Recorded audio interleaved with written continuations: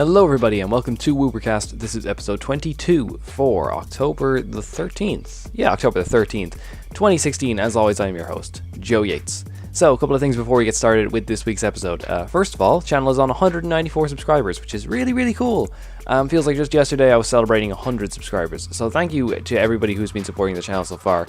And everyone who's subscribed, liked, watched a video, listened to the podcast on here or on SoundCloud or TuneIn or anything. Like the Facebook page. I am semi-active on the Facebook page, so I will keep linking it and keep advertising it. Yeah, thanks to anyone who's supported the channel so far. It's gotten off to a really great start, and I couldn't be happier with where I am now. So thank you very much to everyone involved in that. A couple of other things, first of all, as well, is that, yes, there was not a podcast last week, and I do apologize for that. I have been very busy with some real-life stuff, and it just left me with no time for YouTube. That's why the videos have kind of slowed down as of the recent few days, but that should be back up next week. There will be another deck analysis up tomorrow, loads of stuff like this going on, so we're all good. I've got some other really kind of quirky videos in the works, too, which I hope will come to fruition, and I hope will be as good in my head as they are, like when they're actually finished, so... look forward to that kind of stuff.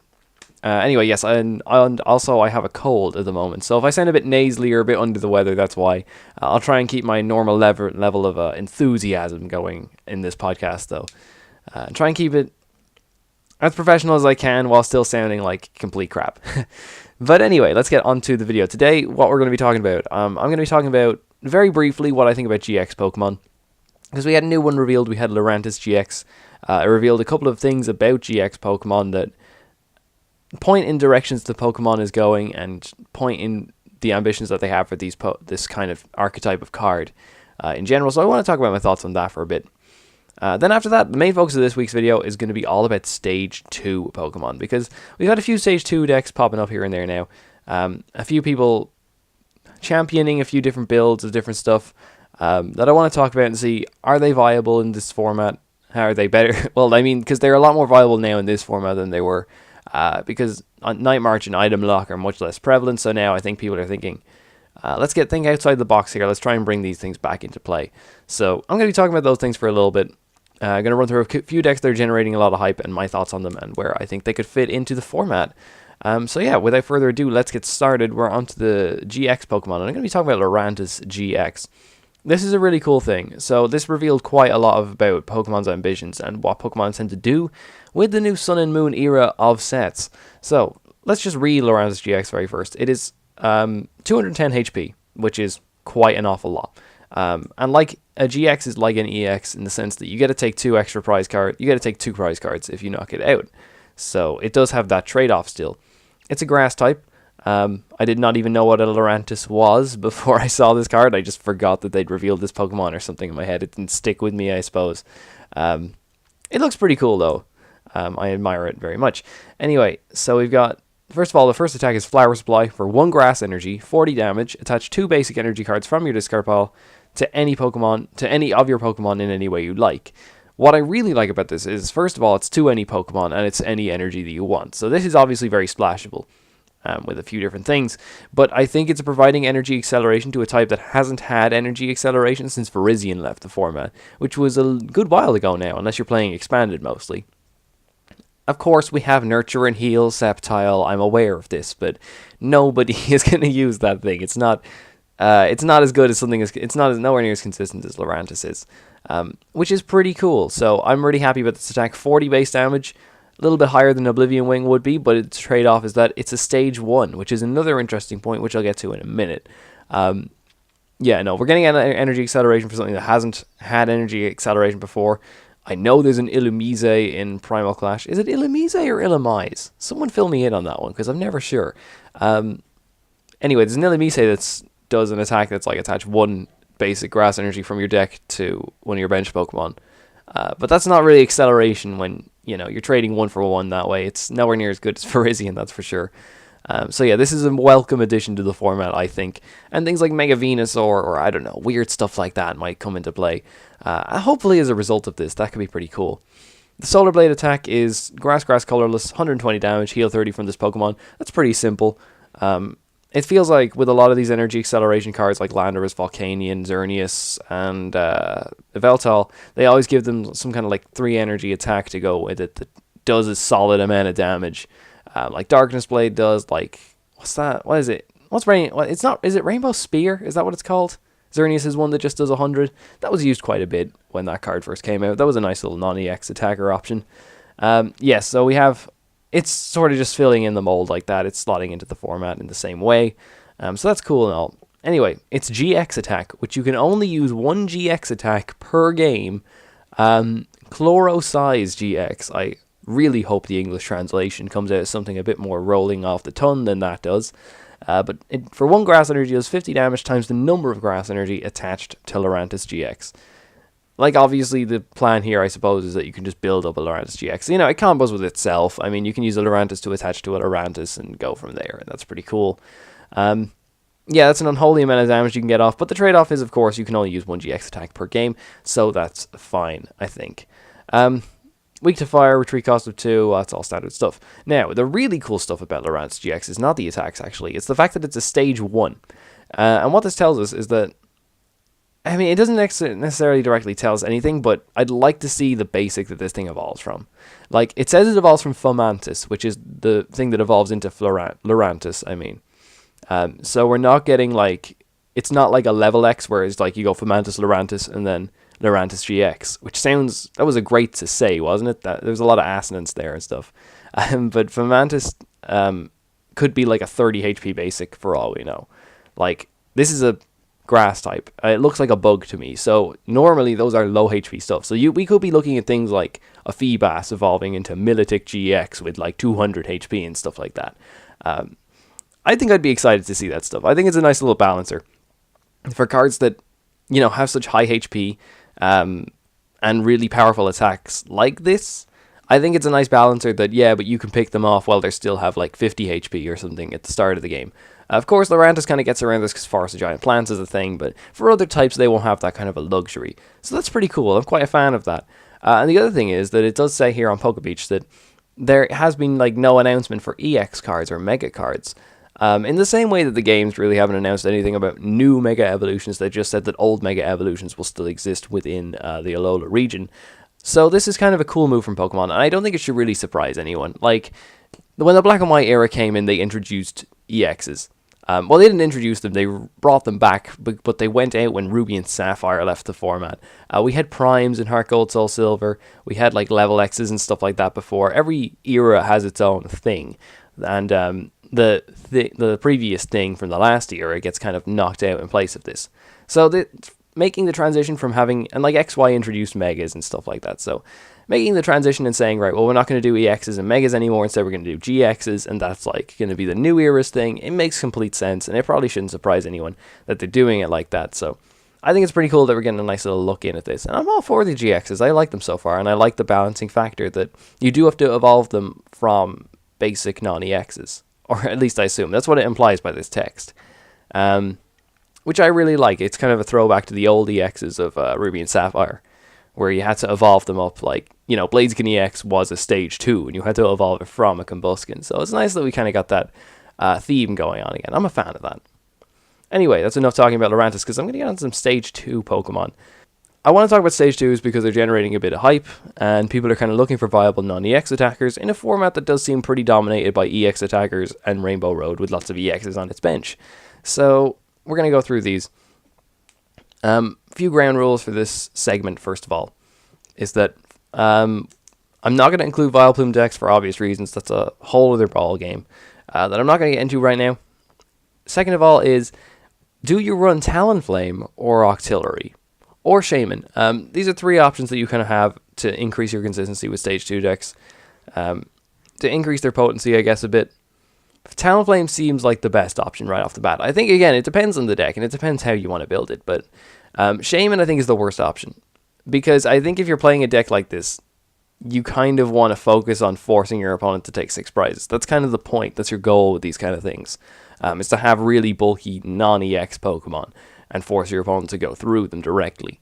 So to sort of counter that, you don't want to have easy prizes on your bench. But having said that, sometimes throwing one Shaman into your deck, if you're already running Ultra Ball, which some of these can get away without running Ultra Ball, I suppose, but if you're already running Ultra Ball in your deck, even one Shaman will boost your consistency, and that might save you from dead drawing, which might let you win a game that you otherwise wouldn't win. So it's, I don't know, I suppose it's something you need to weigh up. Personally, I think in a lot of these decks, I'm preferring the Talonflame over the Octillery, largely because Octillery is difficult to get out in the first place.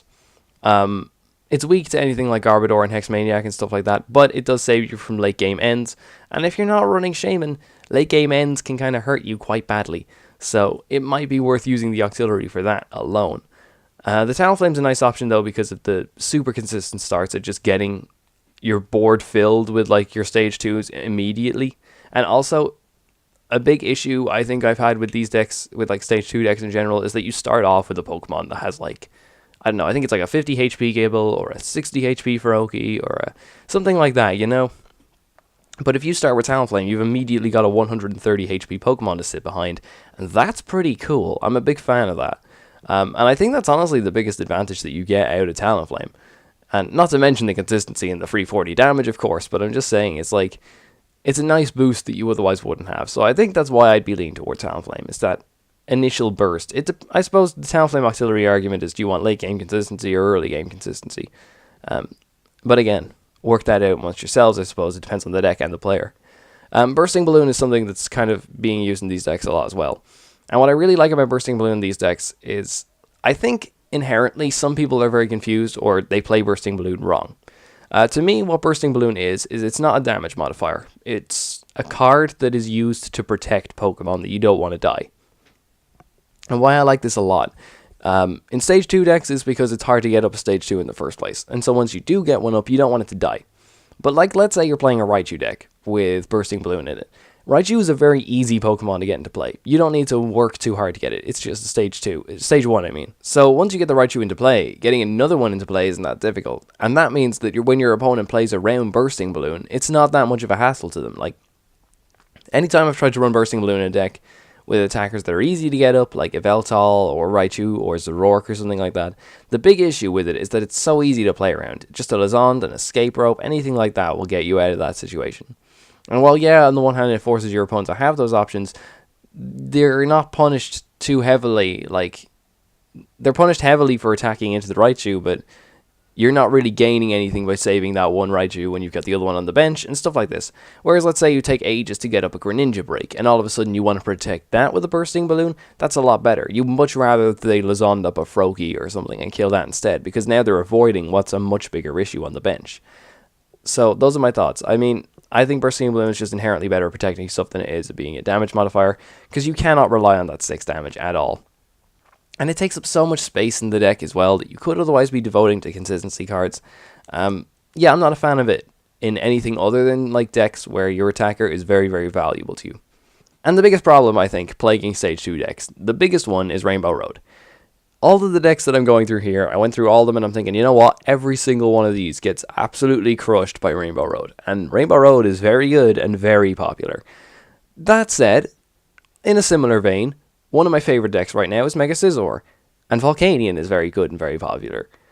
But if you just play nothing, if you go to a tournament and play like a 9-round game of Swiss and you only come up against one Volcanion or two Volcanion, you still got 7 rounds that you've got a fantastic matchup in. And it's the same thing that goes here. If you can sort of avoid the Rainbow Road for an awful lot of like a big major tournament or something like that, or even a small tournament where you know no one's going to play Rainbow Road for some reason, but everyone should be because it's a fantastic deck. If you're feeling like that, then this is where these kind of decks come in. It's not the kind of deck that you can, like, I mean, if everyone's going to be playing Rainbow Road at your local league challenge, just, God, don't bring Garchomp or Greninja. It's just too fast. It's 90x attackers that are really easy to set up. You can be doing a crazy amount of damage on turn 1 with Max Elixir. Talonflame's high HP isn't even an issue, so you can bust through that anyway. It's way too easy to keep setting up attackers and just have them to stream attacks over and over again and force the Stage 2 player to keep using rare candies and stuff like that. It's just not a good matchup at all. Volcanion's also an issue, but a few of them get around Volcanion, and I'll get into that later. Anyway, the decks themselves. First one I want to talk about is Garchomp. Garchomp's one that's generated a lot of hype at the moment, largely thanks to Ross over PTCG Radio. He's a big fan of that one. It's a cool card, and that's something that I've really sort of... I look at a lot, and I play against it a decent amount on PTCGO. And my thing about Garchomp is that I really like it on paper. There's a lot going for it, and it has a huge amount of energy acceleration and 2 really, really good attacks. Those are really, really nice things to have. Even Gabite's attack is really good. It does 20 and stops your opponent from retreating. And in a format where everyone's running Floatstone, that can be kind of cool. And yes, I know people are dropping Floatstones to run Switch to get around Fright Nights and stuff like that, but it's still kind of cool that you have that option there. I think there's a lot of good attacks with the Garchomp lines. Even Never Enough can draw you out of a bad hand. Yeah, no, I like it. I think it's pretty cool, but it does have its issues. First of all, would you run Garchomp or Gallade? They're both fighting type stage 2s. They're 2 cards. I've used both of them last season, not in tournaments, just in like testing, because I wasn't completely insane. I was not going to bring, Gallade Octillery into a format full of Night March stuff. Even if I tried it, even running like 2 Jirachi, and it just doesn't work. You just don't have the speed to keep up with Night March. But that's a whole other conversation. Anyway, the Gallade's pretty cool. The Premonition ability does increase your consistency, and if you're opting for Talonflame, you then have the late game consistency with Gallade anyway. So you have this balance going on, which is pretty sweet. The only issue with Gallade is that it doesn't have that energy acceleration like Garchomp does. And also it sort of has that requirement that you need to play a supporter, which isn't too hard to do, of course, but it's still there. You're not going to be one-shotting stuff like Garchomp does. And I think that's the issue, is that Garchomp can one-shot a lot of things that Gallade can't. There's a balance here, though, in that Gallade can, semi-handle things like Baby Yveltal better, because if you hit for, 130, I believe it. Yeah, you hit for 130 with a strong energy that's 150, minus the resistance means you get the KO. Garchomp struggles a lot with Baby Yveltal. And those are that's one trade-off, but it's a bit of a niche trade-off. Whereas Garchomp can use his second attack to kill, as many EXs as he wants, as many high HP Pokemon as he wants. Gallade can't do that, and you're kind of locked to 2 shots. And without Focus Sash, you don't want to be 2-shotting stuff because you're going to get killed yourself, and then you're going to have to set up another attacker, and that's a big issue with Stage 2 decks. So I think for general long-game consistency, the Garchomp's a way better call.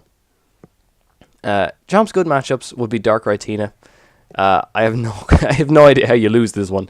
You hit Darkrai for weakness. You're not locked out of anything by Tina because you can still attach strong energies thanks to Turbo Assault. The only way you lose this one, I assume, is if you draw dead or if they're running a ridiculously high count of Baby Yveltals, which they probably aren't. But yeah, it's really cool. And that's a good deck to have a good matchup on because that's a pretty solid deck. Zoroark as well. Anytime I Zoroark and Raichu builds, Turbo Assault hits them for weakness and then accelerates energy, which is just stupid. So you kind of just blow through those. Scizor is actually a semi-decent matchup since you can reattach all the energy that you sort of get that they discard from you. The discarding stadiums doesn't really hurt you either since you'll only be playing Silent Lab, which will still be in effect from their turn. So that's pretty cool. And you can still reliably, you can one-shot Scizor, but you can also take a 2-shot on it. It's not a huge issue. So yeah, no, that's a solid enough matchup. You just have to watch out for late game Cobalions, I suppose. Bad matchups, Rainbow Road and Volcanion. 2 big decks. 2 bad matchups for you. Rainbow Road's a bad matchup because, like I said, for all Stage 2 decks, I don't think any of these have a good Rainbow Road matchup. Volcanion's a bad matchup because the baby Volcanion will just blow through you. Silent Lab will help. Silent Lab will really, really, really help if it sticks. If they counter the Silent Lab and if they go out for the steam ups and just start hitting crazy numbers and killing Gibbles, early game with a baby Volcanion, you can't really retaliate at that, and you can't OHKO a baby Volcanion yourself. That's a big issue. On top of that, once they get the Volcanions themselves set up, they can kill Garchomps in one hit and just force you to keep finding attacker. So I think that's a pretty tough one. Mega Mewtwo as well is kind of an awkward one because you can hit it for a lot of damage, but if you're not hitting it for 210, there's no point because damage swap will wreck you. So you almost want to poke with Turbo Assault and then just try to keep poking with Turbo Assault and follow it up, or just hope your Bursting Balloons put in the work. But Mewtwo is a deck that can easily play around Bursting Balloons, so I don't know. I think that's a pretty awkward matchup. But overall, no, I think Chomp's one of the stronger Stage 2s that we have. You do have to avoid a lot of very popular decks. I think that's its only issue. Like I said, the 3 decks that I said are kind of bad or awkward matchups. They're all pretty popular. They're all pretty good decks. And you do have to find some way to work around them. So if you can go to a tournament and avoid all those, you're golden. You're good. You're in day 2. But if not, you're kind of stuck. And I think the majority of people playing Chomp in a big tournament wouldn't be able to avoid these. It's just inevitable that you'd run into at least one or two of them. Greninja, the hero of last season. Well, not the hero. It came second. It lost to Mega Oddno. But it was a great deck last season. It was a great deck. And it continued to be them from the moment it came out. The only time it dropped off play was US Nationals. For whatever reason. I think Garb was mildly increased in play or something like that. I don't know. I can't remember that far back now. Yeah, it's weaker now than it was last season, in my opinion. Largely because the format is filled with things with just higher HP. So you have to sort of use all of your abilities on one Pokemon to knock it out. And it means you can't spread your attacks around and kill a bunch of stuff at once. That's why Mega Pokemon are... Like, Greninja isn't inherently built to beat Mega Pokemon necessarily. Especially Mega Pokemon that are going to be killing Greninja in one turn every single time. So it's a lot weaker now than it was last season, I feel. This is one, though, where I think the Talonflame is essential. Largely because a lot of Greninja players just lose because they start Froakie and then that's it. It doesn't matter. You have those games where you could be playing against a theme deck and your hand was just so bad that you just lost the game as a result of that. And I think the early game consistency is so important from that perspective that you absolutely need to have the Talonflame in the deck for that. And I think if you're running Talonflame, you can't run Auxiliary because then you're reducing your odds of hitting the Talonflame. If you're playing Talonflame, what you kind of want to do is...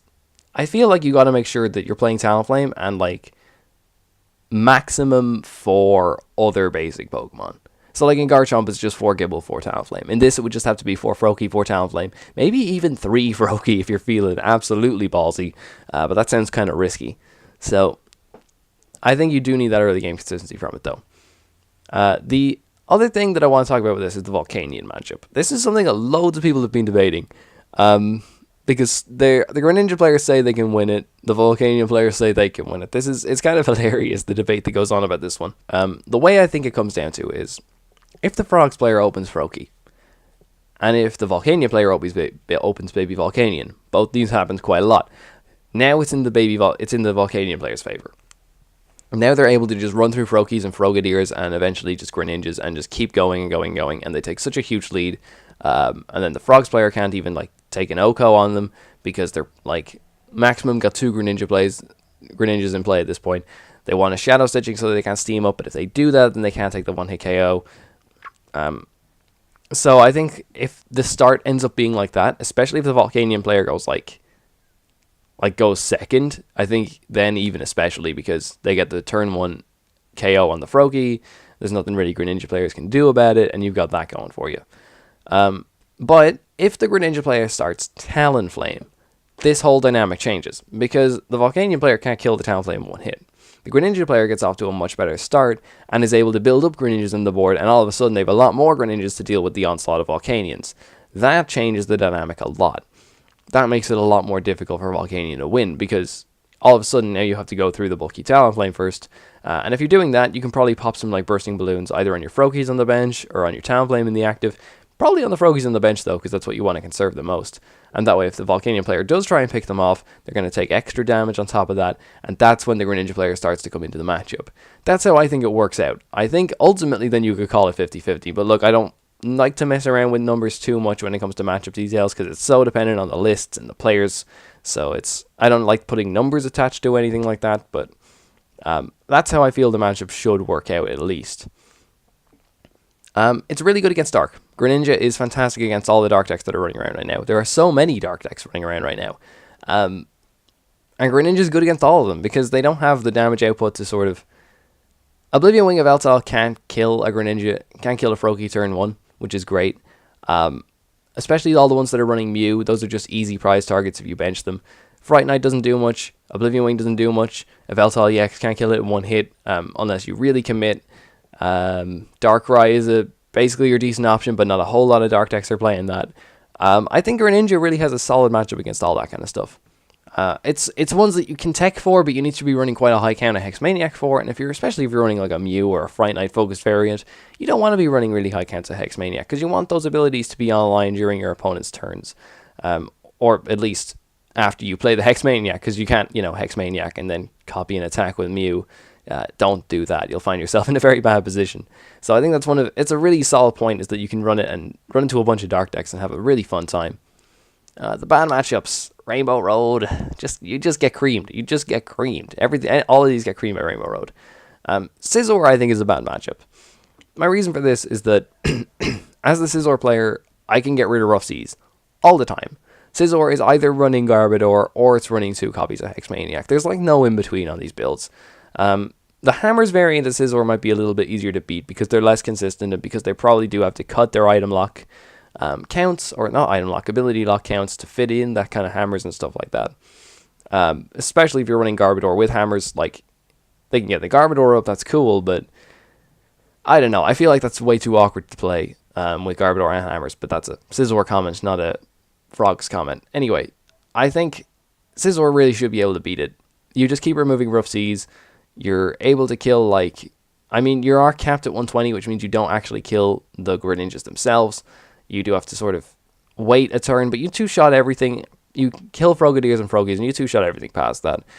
It's fine. You've got Pokemon Center Lady to heal off stuff. You should all be running Pokemon Center Lady and Scizor. It's the MVP of the whole thing.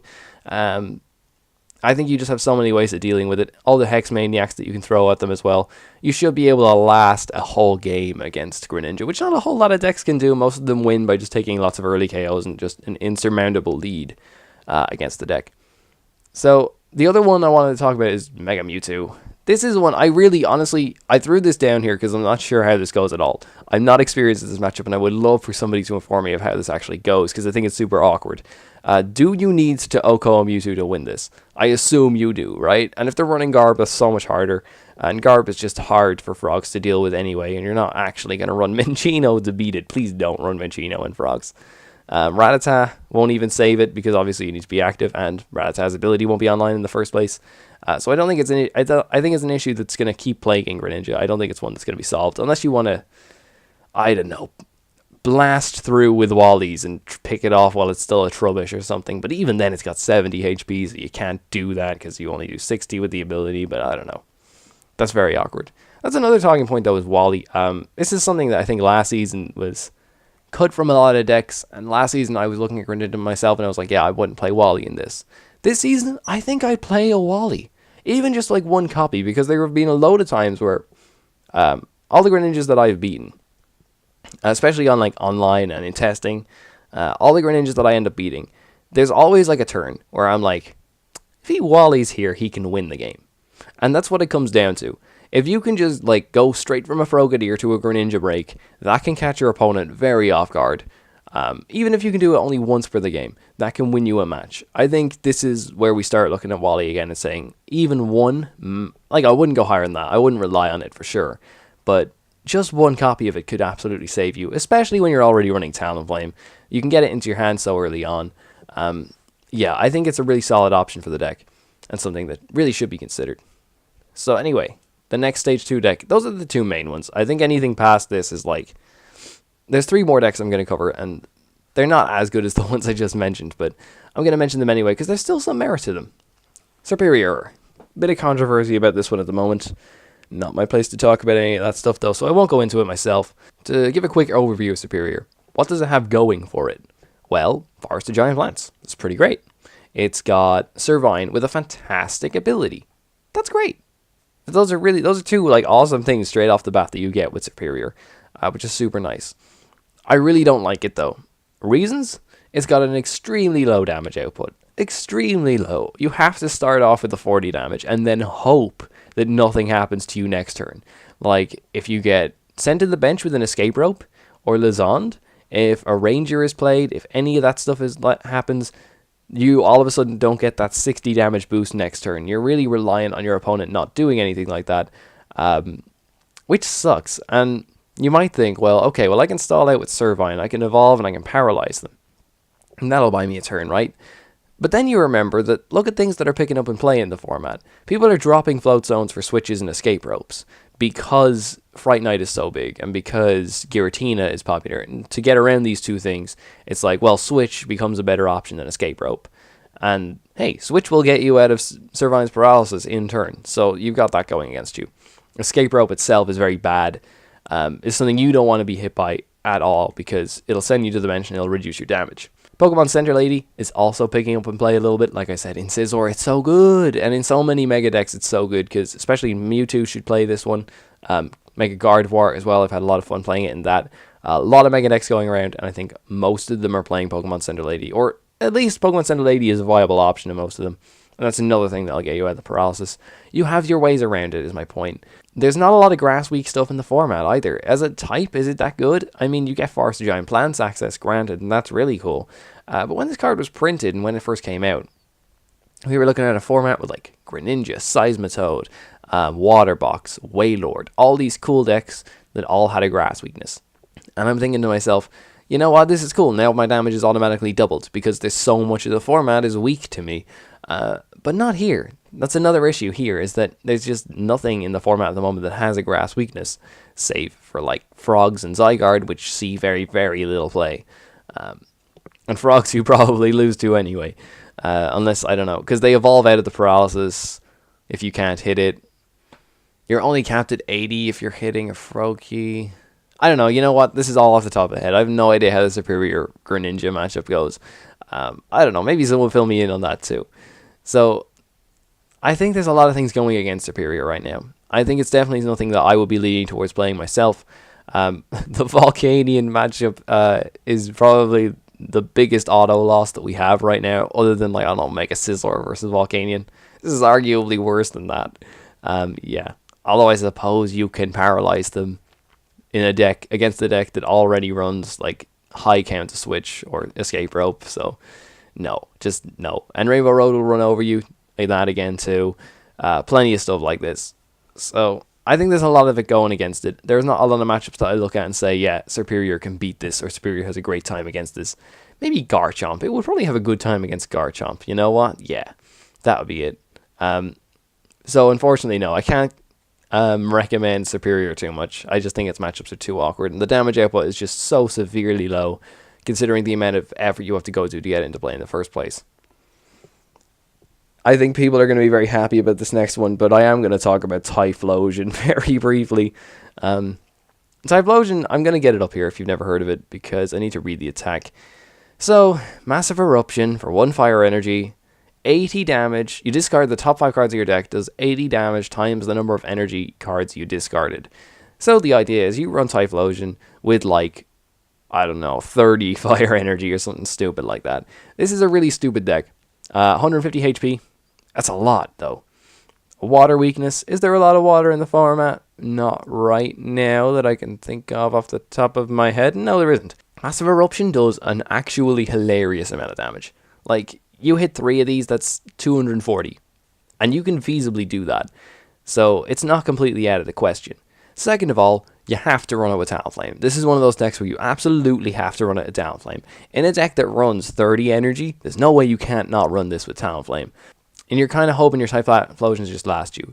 You need to basically set up your board so that it's just got a bunch of Cyndaquil on it, like, immediately. It's not an easy deck to get going with. It's something you have to get a good list with, probably run like 4 Bridget just to superly increase your consistency at hitting as many Cyndaquil as you possibly can. Start Talonflame, and because you run Fire Energy, you have the option to run 1 Talonflame Break. Yeah, that's a thing that nobody's playing, but it is a thing, and I'm actually going to type it into the search engine here because I've even forgotten what it does. Talonflame Break. Okay, here we go. Alright, well, 170 HP, 2 Fire Energy, does 150 damage, and you discard all Fire Energy attached to it. Could be worse. I don't know. I'd consider running one of these. Because you do have to run Talonflame with it. I think it's just one of those decks. And if you don't start Talonflame, you lose. That's unfortunately as far as you go with it. Basically, you have to run this thing with Energy Recycler as well to put in a ton back more energy. It's a really awkward list to build. What's the benefit of playing it, though? Like, why would I want to play this? Well, you've got this hilarious damage output. Which is stupid. It's kind of like your matchups work out like you have sort of the same matchup against everything. Because your plan is just get a bunch of Typhlosion in play and do an unholy amount of damage and win the game that way. So really, it doesn't matter how much HP your opponent has, or if they're able to kill a Cyndaquil or not. You just sort of assume that every deck has that going for it. All you have to do is set up a Typhlosion and do a bunch of damage. So I'm not saying this is a good deck at all. Please don't. actually misinterpret what I'm saying here, because it's not. I really don't rate this. I just think it's funny. I just think it's an interesting idea, and I want to see if anyone can put a consistent list for this thing together, because the potential to be doing crazy damage like that is super high. Yeah, this is a really interesting idea. And just I like the idea of seeing it going up against a Mega Scizor and potentially hitting it for 800, which is unheard of in a competitive tournament. But anyway, we've also got the final one I want to talk about is Magnezone. This is something that not a lot of people have been playing around with right now. Something that sort of can come back into the format, I suppose, because of things like Night March leaving and all the things that were keeping it back in last format. And it already has a solid attacker in Raikou to pair with it, because Raikou is amazing. So why isn't it seeing any play? And why is there's also no fighting types in the Mega. It's in the meta, I mean. It's got, like, weakness to fighting, which means no one's playing that. It's got resistance to steel, which means your Mega Scizor matchup is just ridiculous, because they can hit you for a grand total of 80 because of your ability. You've got Kingdra EX if you want to go that route for extra damage output. You've got Rough Seas to heal yourself. Why is this seeing no play? Reason, I think, is more than anything I've mentioned here, this deck relies on getting the Magnezone out, like, so heavily. So heavily. You absolutely need it. You also need to run a high count of energy along with this. And you basically need to run, like, not necessarily a 4-4-4 line or anything stupid like that, but you've got to be reasonable about it and still try and get the Magnezone into play consistently on turn 2 every single time, or else you lose the game. That's a lot of pressure. And when you don't have sort of an asset like Water Duplicates to go by, or Forest of Giant Plants, there's so much more pressure on you to do that, and it's so much more difficult to do. Also, probably weak to Hex more than like any other deck. Like, you take a knockout on a Raikou and play a Hex Maniac, what does your opponent do? They just, like, sit there and attach a lightning energy, and I don't know, maybe promote a sacrificial Magnezone and pass, and hope. And that's it. That's all you can do. It's not as weak to Volcanion as a lot of other Stage 2 decks, largely because you don't have to open Magneton, because you can open Raikou, which is pretty cool, and Raikou is very, very bulky non-EX. In theory, I think this thing's great, but when you're this dependent on getting the Magnezone out, your list becomes so ridiculously tight that it makes it extremely difficult to build and extremely difficult to consistently play and get that Magnezone out and get those Raikous attacking. It's just not easy to do it all, and I think that's why it's not seeing play. Because in theory, if you can get a turn 2 Raikou with a bunch of energy on it and a Magnezone in play and loads of energy in your hand and stuff like that, you've got one hell of a deck on your hands. It's just, if you could do that, that would be great, but you can't, unfortunately. And it would have a terrible Garchomp matchup, I'm aware of this. Oh, I think that's all the Stage 2s I wanted to talk about. I think there was any way. I went through all the ones in the format, and if I missed any, or if there were any that were more worth talking about, no, Creepshow Gengar is not worth talking about. It's not good. Can we please drop this? I've seen a few people try and run it with like Mega Alakazam, and I'm like, that's a recipe for disaster, man. It's not going to work. Oh. Fun idea, at least. Competitive, not so sure about that one. Any other Stage 2s I missed off the top of my head? Can't think of any. I suppose Ampharos, but I've already played that in a Yveltal deck and shown how it's more of a support thing and that it's not necessary to get out in turn 1 and stuff like that. And plus, there's just so many decks you can play Ampharos in that it's really hard to sort of zone in on it specifically as one deck. Anyway, I think that's going to do it for this week. Thank you so much for listening. We will be back every Thursday evening on the YouTube channel, on soundcloud.com/Woopercast, on Facebook.com/Woopercast, also on TuneIn and Stitcher. Yeah, next week, what am I doing next week? Set review. Probably a set review. I believe pre-releases are starting this weekend, which means that we'll get the English scans, we'll get the full English set list, which means I can do my set review. Rory will be on for that one, as he always is. That's kind of just become a mini tradition with the show, and he seems okay with it, so I'm going to keep doing it. Also, good luck to everyone attending Florida Regionals this weekend. First major standard tournament of the year. Really excited to see what the results are. I know US meta is kind of different to our meta over here in Europe, but I'm still really excited to see what wins and what achieves success at that tournament. And good luck to anyone going if they are listening to this show. That's going to do it for this week's podcast. Thank you so much for listening, and I will see you next time.